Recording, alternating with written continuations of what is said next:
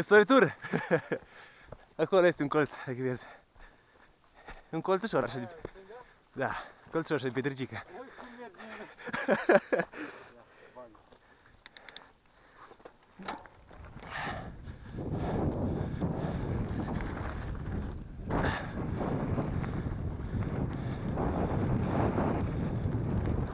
Wow!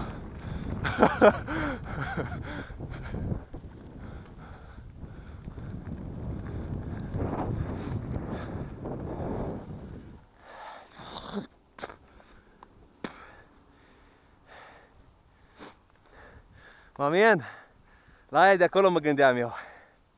Care? La aia de acolo. N-are gheapă așa de mare între ele. Vezi? Și sari pe o parte cumva acolo. Dar vezi, înainte de asta, acolo la copacul ăla este alta. E un drop de la. Trebuie să dai mai tare ca să nu intri cu nasul în jos, știi?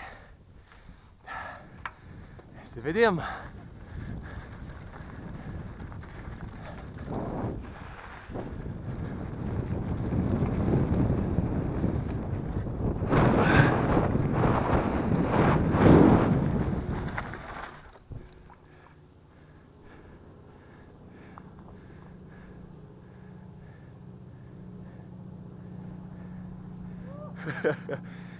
Vezi, asta cu mâini are gheapă așa mare, numai că i-a plecat în partea asta, ciudat. Da, trebuie să cazi oblic. Dubios. La aia mergi, trebuie la viteză mai mare. Da, trebuie să tragi. Da.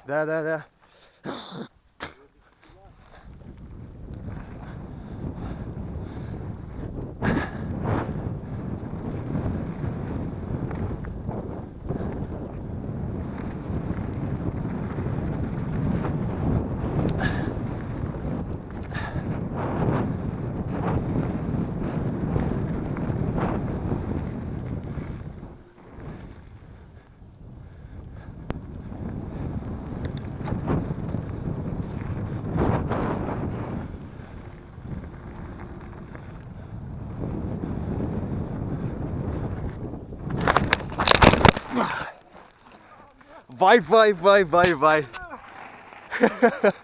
Mamă, da, ce noroc de cască și de tot.